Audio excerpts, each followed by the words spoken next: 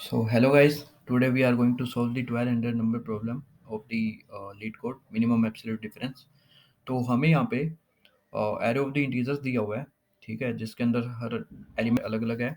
तो हमें वो सभी पेयर्स निकालने हैं एलिमेंट्स के जिनका मिनिमम एब्सोल्यूट डिफरेंस करें, ठीक है। अगर मैं कोई भी दो एलिमेंट लूँ उस एरे में से, अगर मैं उनका डिफरेंस लूँ तो वो जो डिफरेंस होगा एब्सोल्यूट डिफरेंस वो इक्वलाइज होना चाहिए उस पूरे एरे के किन्हीं भी मतलब मिनिमम जो एब्सोल्यूट डिफरेंस के इक्वलाइज होना चाहिए, तो वो पेयर को मैं एक्सेप्ट करूंगा, ठीक है। तो मुझे बेसिकली ये करना है आउटपुट में, ठीक है।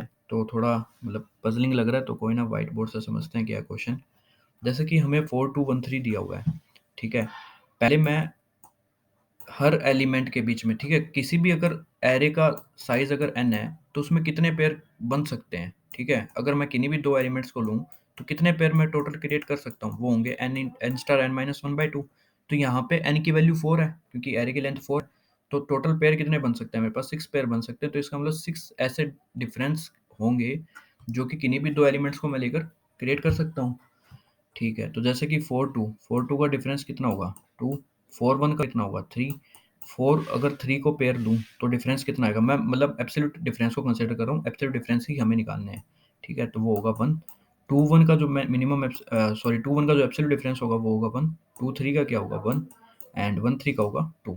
तो ये बेसिकली हमारे पास एक रिजल्ट एरे आ जाएगा जिसके अंदर हमारे पास सभी पेयर के एलिमेंट्स के एब्सोल्यूट डिफरेंस है। तो अब हमें निकालना है मिनिमम एब्सोल्यूट डिफरेंस। तो वो क्या होगा, इस एरे में जो मिनिमम वैल्यू होगी वो क्या होगी, minimum of the absolute difference is the minimum absolute difference value. तो ये हो जाएगा 1, ठीक है। तो ये आ गया 1, मतलब minimum absolute difference of this array is the 1। तो ये 1 आ गया। अब मुझे इस एरे में से वो सारे पेयर्स एक्सट्रैक्ट करने हैं, मतलब वो सारे एलिमेंट्स लेने हैं। अगर मैं उन पेयर्स में एलिमेंट्स का अगर मैं डिफरेंस लूँ तो वो मुझे 1 मिले, ठीक है। तो मुझे वो सारे पेयर्स लेने हैं। तो वो पेयर क्या-क्या हो सकते हैं? वो पेयर हो सकते हैं 4 3 का, अगर मैं 4 के रिस्पेक्ट में बात करूँ। अगर मैं 2 के रिस्पेक्ट में बात करूँ तो वो हो सकता है 2 1 का, और वो हो सकता है 2 3 का, ठीक है। क्योंकि हर एलिमेंट का यहाँ पे हर पेयर में एलिमेंट का डिफरेंस क्या आ रहा है, 1 आ रहा है, और तो कोई नहीं हो सकता, ठीक है। अब मुझे आउटपुट के अकॉर्डिंग जो प्रॉब्लम है उसमें आउटपुट के अकॉर्डिंग मुझे return a list of pairs, मुझे एक ऐसे पेयर्स की लिस्ट रिटर्न करनी है जिसमें अगर a कोमा बी अगर कोई पेयर है तो उसमें b की वैल्यू a से बड़ी होनी चाहिए, और जो टोटल जो लिस्ट है वो फर्स्ट एलिमेंट के अकॉर्डिंग सॉर्ट होनी चाहिए। तो पहले मैं b को a से बड़ा कर लेता हूँ। तो यहाँ पे क्या होगा 3 4 हो जाएगा, ठीक है। यहाँ पर 1 2 हो जाएगा, ठीक है। और यहाँ पर 2 3 हो जाएगा। फिर मुझे फर्स्ट एलिमेंट के अकॉर्डिंग आंसर को सॉर्ट करना है। तो यहाँ पे पहले क्या आ जाएगा 1 2 आ जाएगा, देन 2 3 आ जाएगा, एंड देन 3 4 आ जाएगा।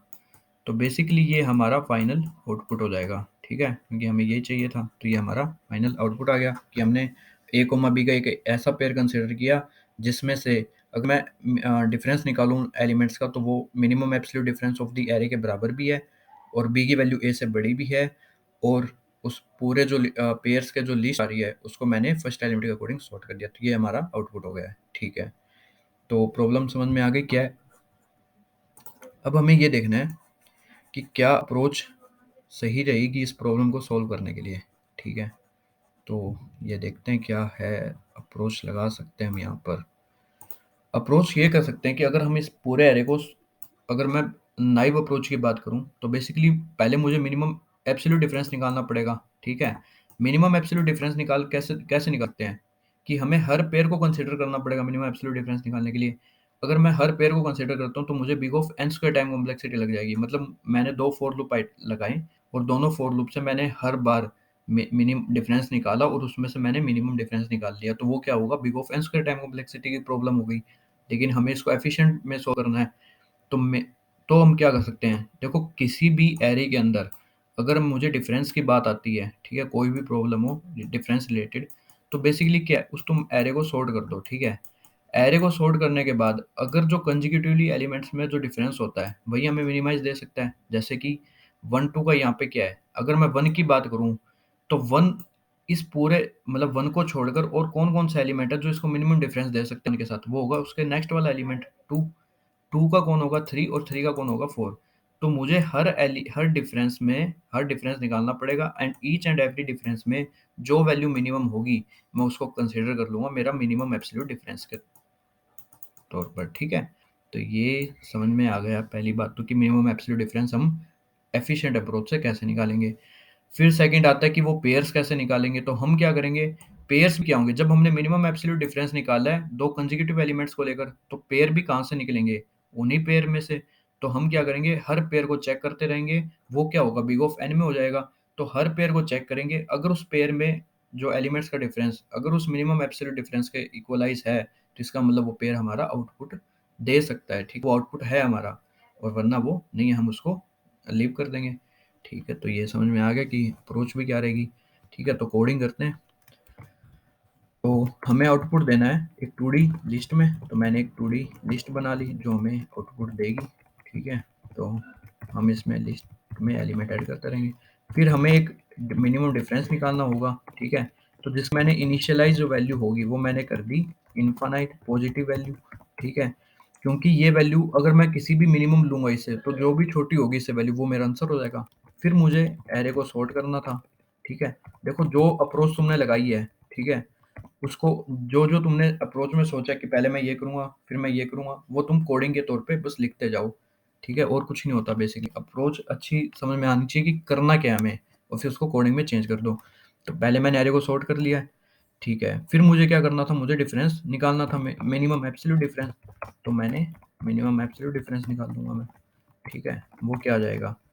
वो आ जाएगा डिफरेंस इक्वल्स टू मिनिमम होगा। वो कौन सा डिफरेंस होगा, जो अभी तक हमें गिवन डिफरेंस हमारा चल रहा है और जो अभी आएगा। ठीक है, ये हो गया हमारा मिनिमम एब्सोल्यूट डिफरेंस। ठीक है, तो ये हमें दे देगा मिनिमम एब्सोल्यूट डिफरेंस। अब हमें वो सारे पेयर्स निकालने हैं जो इस डिफरेंस के इक्वलाइज है।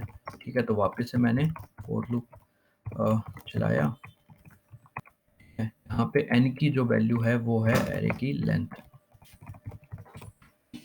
होगी एरे की लेंथ।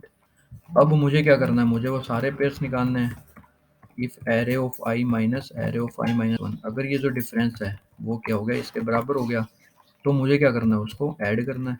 ठीक है, तो मैंने उस लिस्ट में उसको ऐड कर दिया।